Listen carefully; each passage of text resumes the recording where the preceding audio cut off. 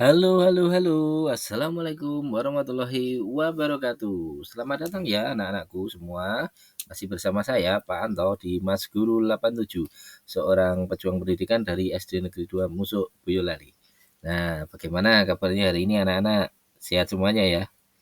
Oke, Pak Guru doakan semoga hari ini anak-anak dalam keadaan sehat dan semangat siap untuk belajar bersama lagi.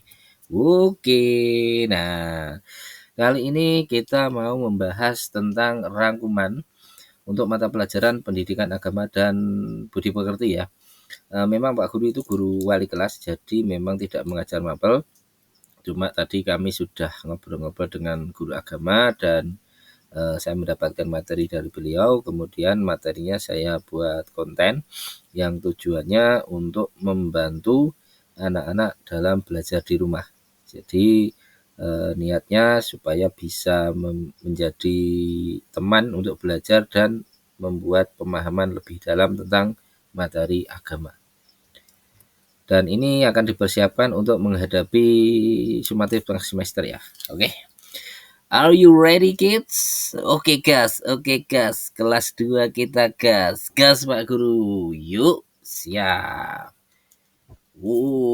Kita mau belajar hari ini satu tentang Al-Falaq ya. Jadi nanti untuk materi agama di kelas 2 semester 2 ini nanti sampai pertengahan semester itu materinya seputar Al-Falaq, Al-Kautsar, kemudian rukun iman dan yang terakhir kebersihan. Nah, yang pertama kita membahas ya anak-anak itu tentang Al-Falaq. Ini bunyinya begini, A'udzubillahi minasyaitonirrajim. Bismillahirrahmanirrahim. Qul a'udzu birabbil falaq min syarri ma khalaq wa min syarri ghasikin idza waqab wa min syarrin naffatsati fil 'uqad wa min syarri hasidin idza hasad. Hafal ya. Mudah sekali. Ini surat pendek ya untuk Al-Falaq. Oke, kita lanjutkan penjelasannya. Nah, surat Al-Falaq itu artinya adalah waktu subuh ya. Jadi Al-Falaq artinya waktu subuh. Ini diingat-ingat dan dipahami ya. Dan Al-Falaq terdiri dari 5 ayat. Nah, tadi sudah Pak Guru bacakan. Ada 5 ayat. Kemudian Al-Falaq merupakan surat ke-113. Nah, Al-Quran itu kan suratnya ada 114 surat. Dan Al-Falaq ini adalah surat ke-113. Dan termasuk surat Makkiyah. Surat Makkiyah itu surat yang diturunkan di Mekah. Kalau Madaniyah itu surat yang diturunkan di Madinah. Ciri-cirinya surat Makkiyah itu rata-rata suratnya ayatnya pendek-pendek ya suratnya.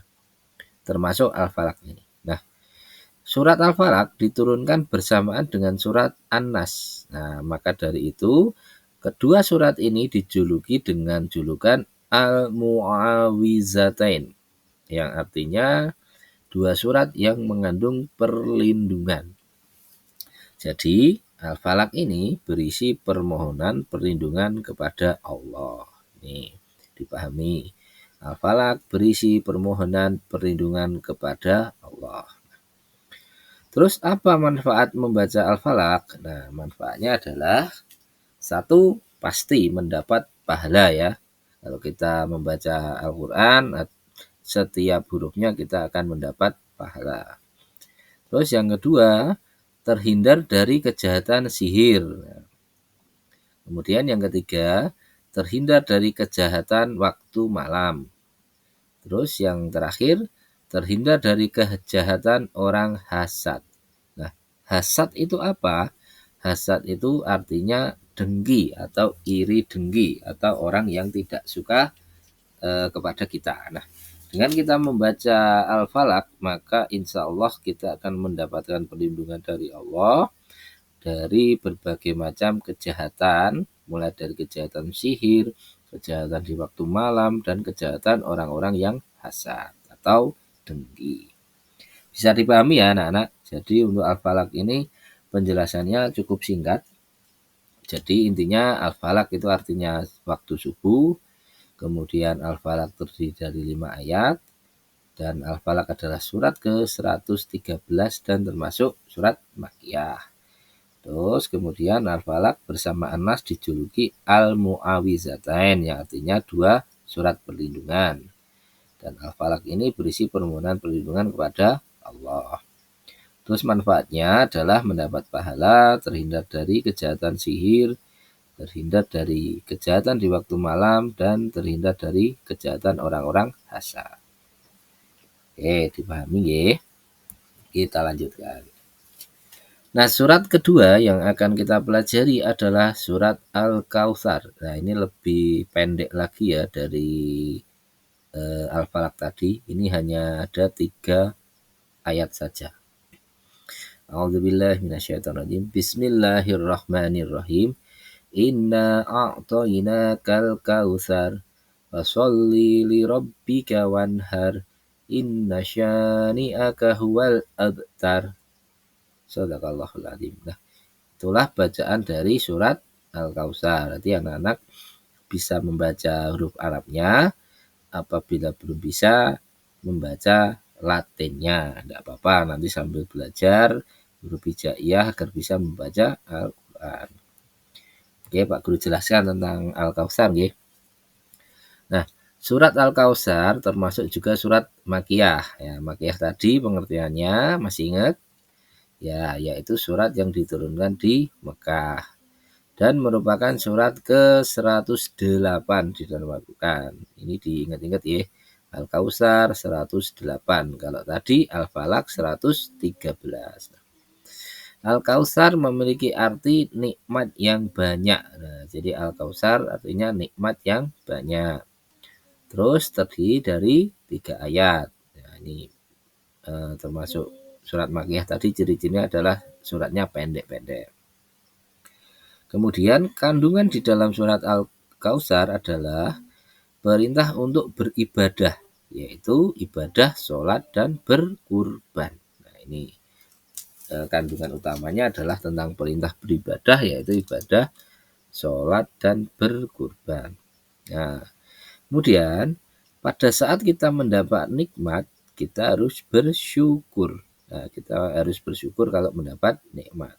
Dan pada saat mendapat musibah, kita harus bersabar. Nah, itulah posisi umat Islam itu di dalam posisinya sangat semuanya menguntungkan ya anak-anak. Jadi pada saat kita mendapat nikmat, kita bersyukur, maka kita akan ditambah nikmatnya. Tetapi pada saat kita mendapat musibah, kita bersabar dan itu juga mendapat pahala. Ya, bisa dipahami ya. Nah, lanjut ke poin ketiga, yaitu tentang rukun iman. Nah, pernah dengar ya anak-anak rukun iman? Ini mulai dari TPA di masjid-masjid pasti sudah diajarkan tentang rukun iman. Rukun iman ada berapa? Nah, benar, rukun iman ada 6. 1, iman kepada Allah. Ini yang utama. Nomor 1, iman kepada Allah. Kemudian yang kedua, iman kepada malaikat. Yang ketiga, iman kepada kitab. Yang keempat, iman kepada Rasul. Yang kelima, iman kepada qada dan qadar atau bisa juga dikatakan takdir ya. Yang terakhir, iman kepada hari kiamat.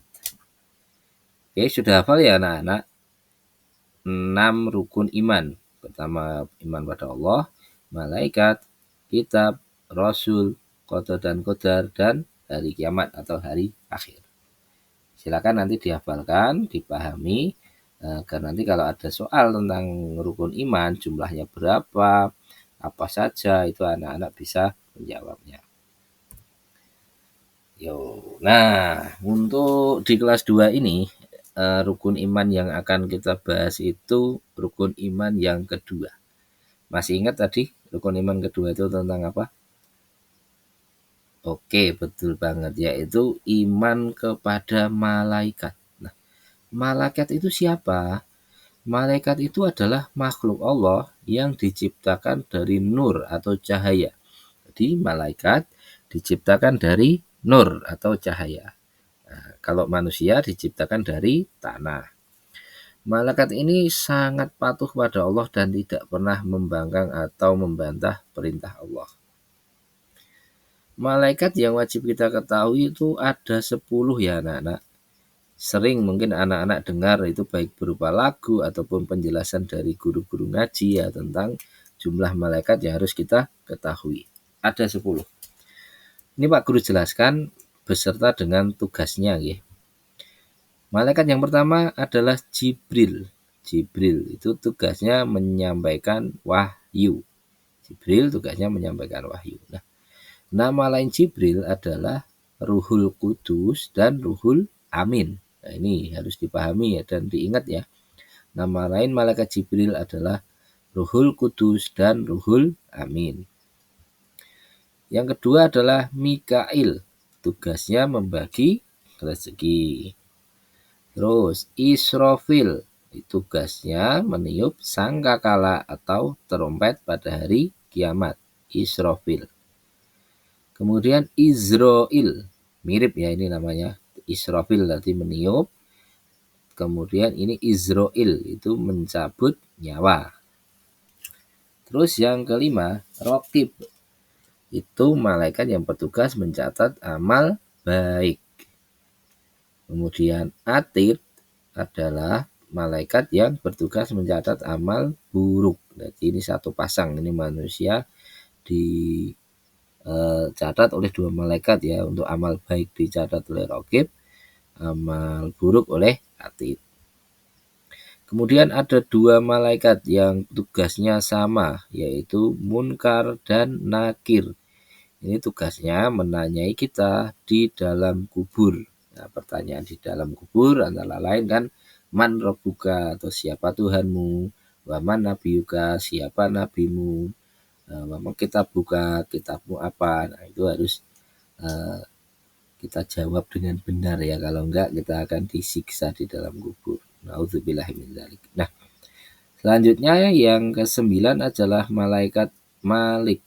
Tugasnya menjaga neraka dan Ridwan menjaga surga.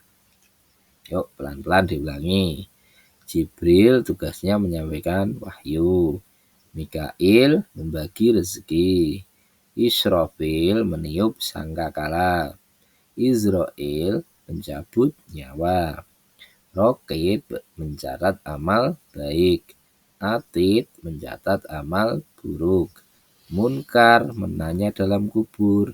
Nakir menanya dalam kubur. Malik menjaga neraka dan Ridwan menjaga surga.